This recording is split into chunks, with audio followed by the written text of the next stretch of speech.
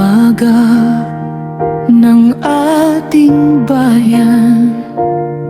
May pag-asa sa bawat tahanan.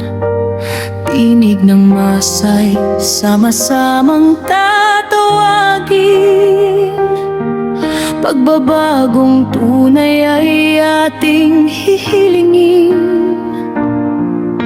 May tapang na may malasakit, serbisyong tapat at higit sa lahat ay tapat para sa bukas na mas maliwanag. Isang lider na di urong sa hamon ng landas. Iboto ang aming bagong presidente. Sara Duterte ang siyang mangunguna sa ating adhikain.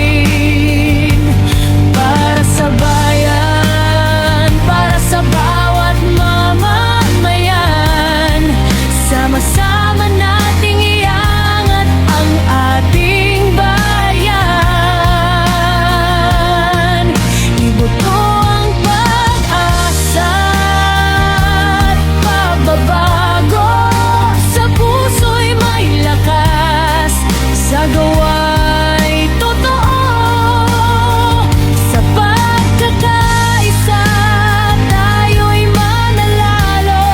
Bagong bukas ay ating makakamtan.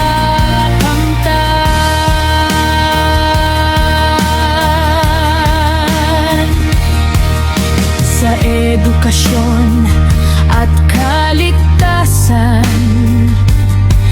sa trabaho't